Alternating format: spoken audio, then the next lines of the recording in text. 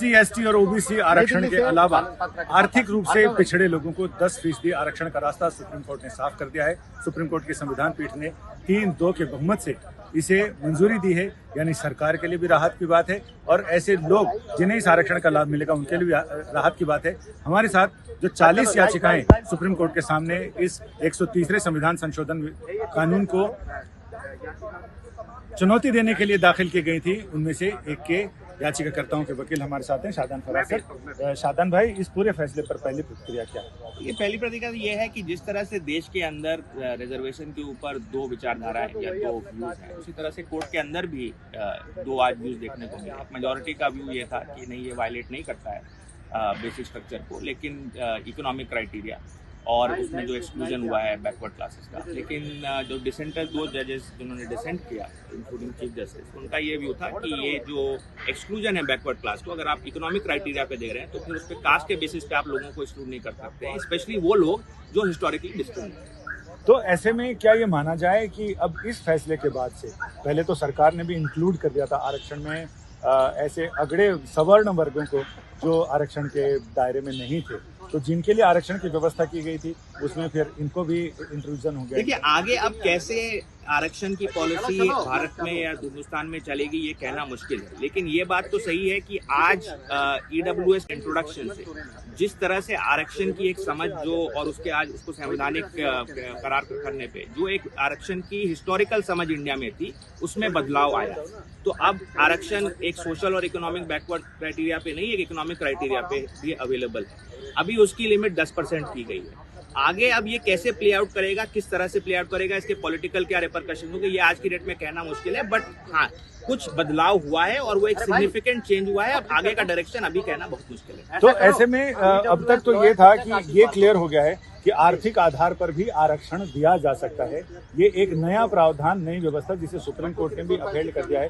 50% से भी ज्यादा हो सकता है, इसे भी लेकर कोई आपत्ति नहीं है कोर्ट को। हाँ, तो कोर्ट ने कहा कि 50% का रूल वो एक रूल ऑफ एक तरह से, क्योंकि उसमें खुद रूल में ही उसमें एक्सेप्शंस बने हुए थे, तो वो एक बेसिक स्ट्रक्चर का या संवैधानिक मूलभूत ढांचे को इम्पैक्ट नहीं करता। अब 50% से ऊपर अलाउ किया गया है, कोई लिमिट सेट नहीं की गई है, तो उसका क्या सरकारें मिसयूज कर सकती हैं, बहुत 70-80%, 90% रिजर्वेशन जा सकता है, वो एक पॉसिबिलिटी तो है फ्यूचर में। और उसी चीज से आगाह किया गया है, जो डिसेंट जजेस थे उन्होंने आगाह भी किया मेजॉरिटी के व्यू को, कि अगर आप 50% से ऊपर इस तरह से खुले तरह से कर रहे हैं तो उसका आपको सारे कॉन्सिक्वेंसेस, पोटेंशियल कॉन्सिक्वेंसेस फ्यूचर के देखने होंगे। तो अब वो भी कैसे प्ले आउट करेगा वो देखना होगा, क्योंकि आज वो भी एक इम्पोर्टेंट एस्पेक्ट है जो डिसाइड किया गया। शादान भाई, जिन लोगों ने सरकार की इस नीति का समर्थन किया, जैसे बेलायन त्रिवेदी, उन्होंने भी कहा है कि इसका अंत कब होगा, क्या ये ऐसे ही चलता रहेगा, ये भी कहा है। और इसका ये कहा कि व्यक्तिगत फायदा ना हो, क्या इसमें इशारा राजनीतिक फायदे को लेकर? देखिए, ऐसे मेरे हिसाब से वो ये कहा जा रहा है कि रिजर्वेशन, एक जब इनिशियली रिजर्वेशन इंसाज हुआ था तो कॉन्स्टिट्यूएंट असेंबली में कहा गया था कि भाई 10 साल तक के लिए प्रोविजन किया जा रहा है। ऑल्दो कॉन्स्टिट्यूशन में कोई टेक्स्ट में कहीं नहीं लिखा है कि ऐसे 10 साल के, लेकिन अगर ये रिजर्वेशन की जो ऑब्जेक्टिव है वो है कि सबको समानता देना सारे क्लास को, तो आज भी अगर वो समानता नहीं पहुंची है बैकवर्ड क्लास और वो सबसे पुअरेस्ट है, सबसे गरीब है, और वो उनका रिप्रेजेंटेशन सरकार में या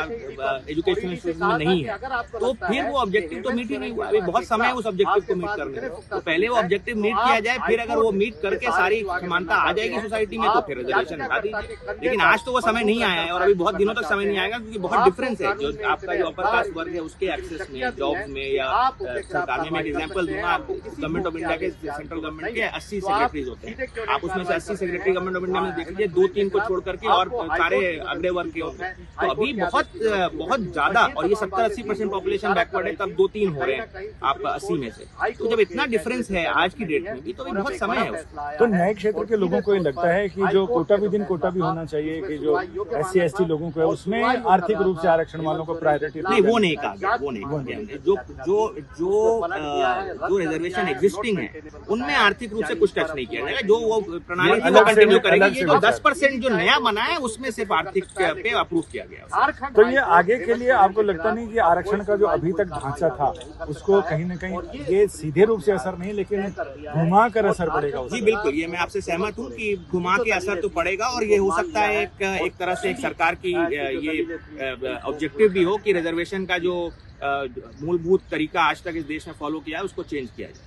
हालांकि मेरा आखिरी सवाल है कि हालांकि it's too early to ask this question, लेकिन इसके रिव्यू को लेकर आपको क्या सोच रहे हैं? देखिए, रिव्यू हम अभी तो हमने ओपिनियन भी नहीं पढ़ा है, हमने जो डिटेल जितना रीड आउट किया जजेस ने कोर्ट में उतना ही समझा है। ओपिनियन पढ़ करके फिर उसके बारीक पहलुओं को समझ करके उसके बाद एक डिसीजन लेंगे कि रिव्यू डालना चाहिए या नहीं। बट अगर डेफिनेटली अगर ग्राउंड्स बनेंगे रिव्यू के और तो हम उसमें उससे कंसिडर करेंगे।